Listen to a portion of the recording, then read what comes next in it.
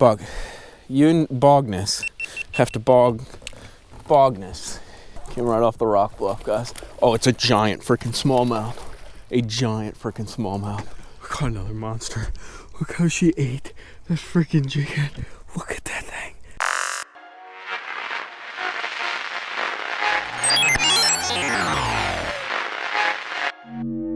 Bienvenidos, boys, girls, everybody, anglers. Welcome to mikeybalzz Fishing. Dude, we are on a classic cold water winter fishing day. It was about 35 degrees this morning. There was ice on the boat. We're out here, we're on the TVA, we're on kind of a mixed bag fishery. This is Wilson Lake, or Lake Wilson, known for some big smallies, but there's also some really big largemouths, and there's some spots, not as many. There's also some mean mouths, which I don't even know how to identify. But what we're gonna do today is a lot of these shad, a lot of the bait, which is what winter fishing is about, is bait, are kind of in the first third of these creeks, and there's a lot of little arms on this lake. They're not super long like they are in Gunnersville or Smith Lake. So what we can do is we can kind of dash in and dash out, fish some rock cover, fish some wood, fish some banks, and just really look for that bait. And we're gonna be throwing a lot of lures like that. You know, I have an Alabama rig, I have a jerkbait, spinnerbait, even a little micro buzz bait, square bill, and of course I got a jig tied up and a Ned rig just in case we want to do some dragging. But today's really gonna be about cold water fishing. It's kind of post frontal, clear skies, and hopefully we're gonna be catching those, because that's what we're looking for. Make sure to hit that like and subscribe button. I won't hold you up. Let's go fishing. Come on. All right, let's go. In. Come on.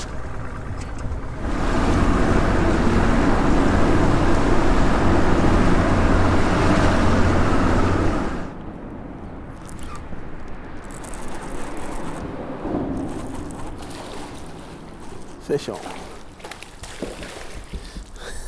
The old bridge bass. Stop. Chill out. Chill.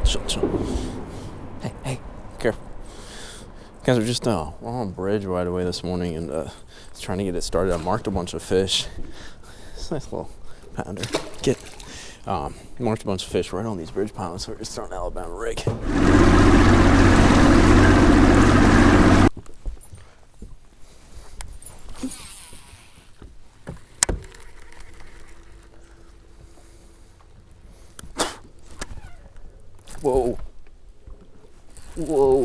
Whoa, big bass, big spinnerbait. Is that small?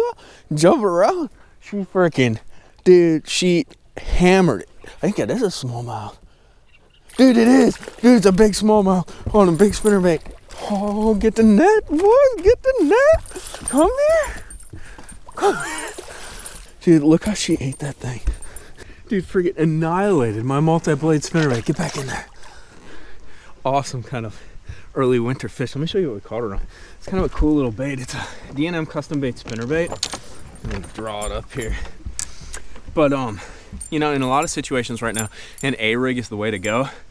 But this guy right here has kind of the presentation of an A-rig, because there's all those blades. It looks like a little ball of bait, and that's kind of what goes on in these winter and kind of late fall periods. But I got it set up on 15-pound fluorocarbon, and what's cool about it is, versus an A-rig, I can throw this, like, if you take a look at this bank, it looks pretty rocky, but then there's some like tree falls and stuff like that. I can throw it around those tree falls and not worry about getting it hung up, because it'll ride and kind of bounce through the cover. And it's perfect for mimicking these shad. That was cool. You can see I got my C-map shaded, and we're just kind of going into the backs of these pockets. See how it gets shallower and shallower, and we're just kind of creeping back there, keeping it on the graph, looking for bait. But yeah, we'll look for like some rock cover, some steeper banks, and in the end, you kind of just gotta fish. You just can't hang around too long. That's the most important thing.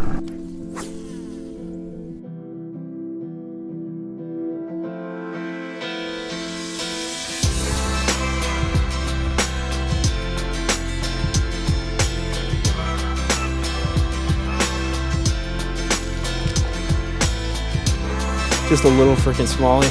I said all about bait. One of my favorite drip baits in the world, mikeybalzz. So quick little tip, you'll see I got a bunch of reaction style baits all tied on right here. A spinner bait.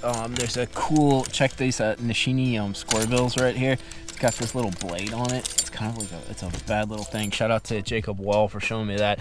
A little micro buzz bait, a little DT6. But there are a bunch of reaction style baits, all on fluorocarbon. I even have my Alabama rig. It's in the water right now. But one thing to note when you're picking out a rod to throw these guys, I personally, and rods are very much about personal preference, but I personally like a rod that has more of a moderate bend or a moderate taper. Basically that means the rod, so instead of just bending in that first like little section of the rod, it bends more throughout the rod. Sometimes it's called like a parabolic bend. And the reason I like that, there's two things. One, it helps you fight the fish better. It kind of absorbs some of those driving like torpedo kind of runs and things along those lines that you'll run into. And the other thing is like when you actually set the hook on these fish, it allows the fish to actually kind of like take it in. The rod loads up a lot more. It doesn't load up as quickly as like with a fast or extra fast action.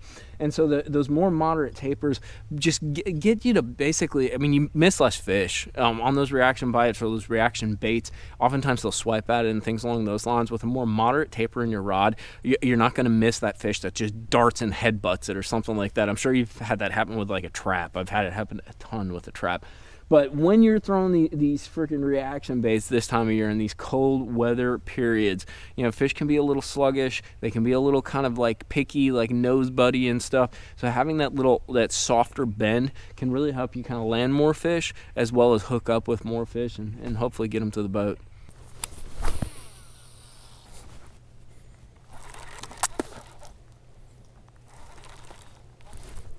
There we go.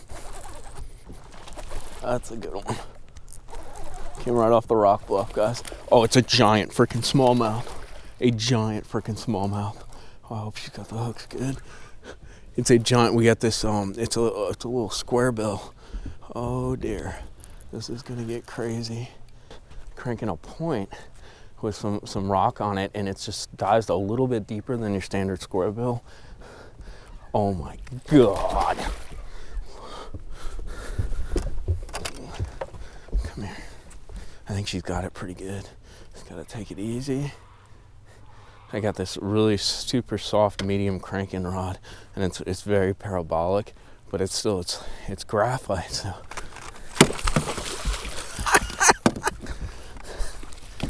Dude, look at that freaking smallmouth.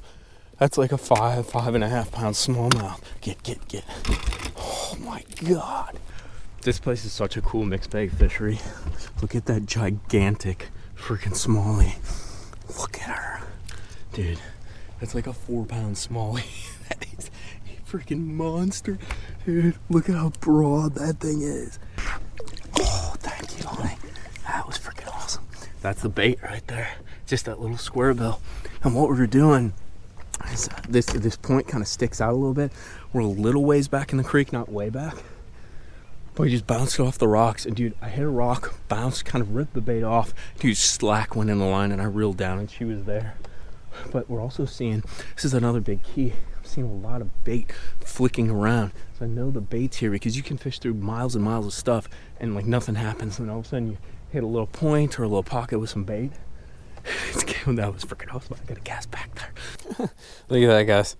That's the bait that's down there. I just snagged one on my freaking jerkbait. Isn't that crazy?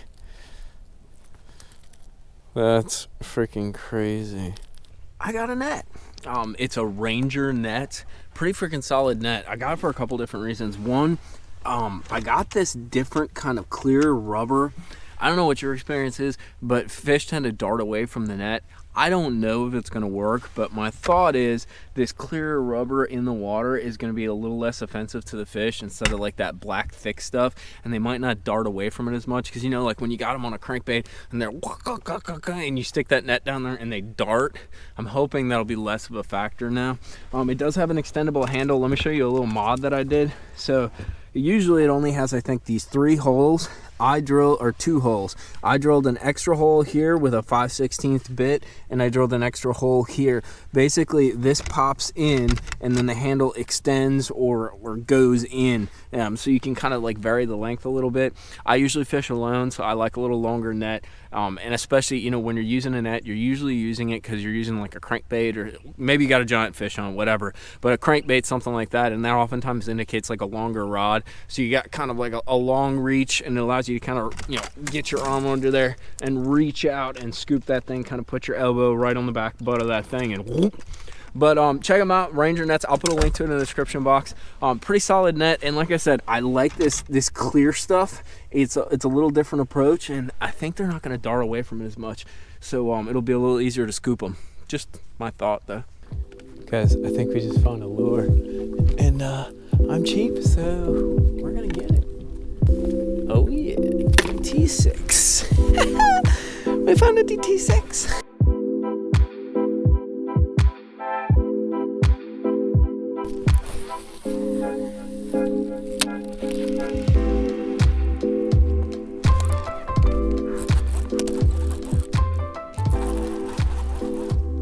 Fish on. Back to the air rig. Oh, like a little better one. Unless I got like 2. Oh God. Dude, it's a giant freaking smallie. Giant freaking smallie. Oh God. Oh my God. Come here, come here, come here, come here, come here. Come here. Guys, what a freaking monster. Oh my God. You know, we haven't caught a lot of fish, but that's a freaking flat out monster. Dude, look at that thing. That is a freaking monster. Caught another monster. Look how she ate that freaking jig head. Look at that thing. Golly. Guys, it's a little later in the day. We busted out the A-rig, and my gosh, what a freaking stout freaking girl. I mean, that is just a huge, that's probably a 5-pound smallie right there. Oh, we got to get her back though. Man, it's a grind, you know, these cold weather, kind of cold water fishing, but here, let me get her back. Peace. But 1,000 times worth it. I swear, you know, it's always really cool too. I caught her on this new, I caught her on an Alabama rig, but it's this new jig head that I designed. Oh, I'm all tangled up. Hold on for a second. So it's just like that goat, you know. It's a screw-on jig head, and I'm using it on my A-rig. It's all tangled up now, but dude, just smoked it. And I like throwing it a little different. I got it on a 7.2 heavy. It's a Halo Rave, and I throw it on 20-pound fluorocarbon, and I almost throw it like a spinnerbait. You can see behind me, I'm like throwing it on the edge of trees and stuff. And we were actually, can you see all the bait right there? We were actually in like 16, 17 feet of water, but all this bait is up high, so I'm just going along these trees and throwing it. Let's throw a little more. That was... The grind is real, but winter fishing means big bass, dude. Big bass. We're gonna wrap this thing up, my homies, dude. Another beautiful day out here, and we learn something every time we get out, which is so important. Be thinking, these cold weather, cold water kind of months, dude, it can be a grind to be out here. There's no doubt about it. Fingers get cold, you get wet, you just freeze, dude. Like, that's all there is to it. But the big ones bite. Trust me, it's worth getting out and putting your time in. Just keep in mind, hard baits, dude. Forage. Oh, look out, Boggy. I gotta show them the baits, and then you can be in the video. Forage style baits, whether it's a jerkbait, a DT6, spinnerbait. And FYI, I actually need your help. Make sure you hit a like on this video, dude. Support it. Let's see if we can get it some traction. I need a little bit of ad revenues because I lost the magic Alabama rig with my new like goat swimbait heads, dude. So I think it's like $30 some total. Not a cheap way to fish, but dude, when you get bites like that, it's 100% worth it. Kind of looks like this thing. But as usual, I really appreciate you guys watching and supporting the videos and supporting this adventure to kind of go learn different waters, understand bass fishing more, and just explore and share that knowledge with you, and then you guys share your knowledge with me. It's always an interesting adventure, an interesting experience, and you always take something away from it. But tight lines, we're gonna wrap this thing up. We will see you next time out on the water, screwing around, you know, maybe in the bass house, freaking playing with some baits or something. But no matter what, we'll be doing something related to fishing. So thank you guys for the support. We are out. Say goodbye to Bog. Say goodbye, Bog. Gotta get this thing on the trailer. Peace out, boys.